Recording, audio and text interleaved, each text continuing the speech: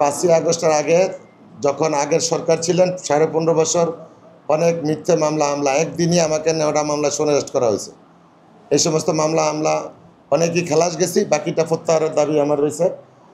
আর হলো এই সরকারের যখন এই গণ অভ্যুত্থানে পুনরায় নতুন সরকার আসার পরে একটি চক্র আবার আমার নামে মিথ্যে মামলা দৌলতখাঁ থানা সহ এবং বিভিন্ন জায়গায় মিথ্যে অপপ্রচার, যেটা হলো আমাদের রাজনৈতিক নেতাদের কাছে এবং আমার নেতা ব্যারিস্টার আন্দালিব রহমান পার্থ ভাইয়ের কাছেও অনেকে মিথ্যে অভিযোগ করছে, যেটা ভিত্তিহীন, আসলে সঠিক নয়, এবং অন্য নেতাদের কাছেও করছে। এবং আমাদের বলা জেলা পুলিশ সুপার এবং জেলা প্রশাসক এবং বিভিন্ন ডিজিআইএফ, এনএসআই, ডিএসবি এবং পুলিশ, র্যাব, কোস্টগার্ড, নৌবাহিনী, বাংলাদেশ সেনাবাহিনী সকল জায়গায় আমার বিরুদ্ধে দরখাস্ত মারছে। আসলে যারা বেনামি দরখাস্তগুলো মারছে তাদের সঠিক তথ্য আমি এখনও পাই নাই।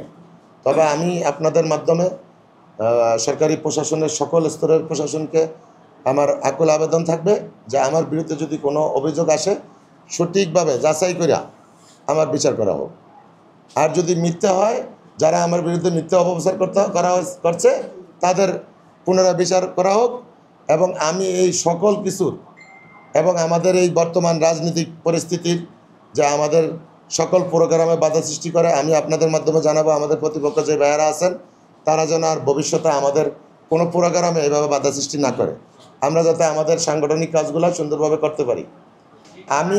আমি কাউকে চিহ্নিত করে বলছি না, আমাদের যারাই আছেন আমাদের প্রতিপক্ষভাবে কাজ করেন সেটা বলার সকল মানুষই জানে এবং সকল স্তরের প্রশাসনও জানে যে আমরা আসলেই আমাদের পূর্ব ঘোষিত যেই প্রোগ্রামগুলো আমরা করি, আমরা মানে কারো প্রোগ্রামে বাধা সৃষ্টি করি না, কিন্তু আমাদের প্রোগ্রামগুলো যখন আসে তখনই ওখানে বাধা সৃষ্টি হয়।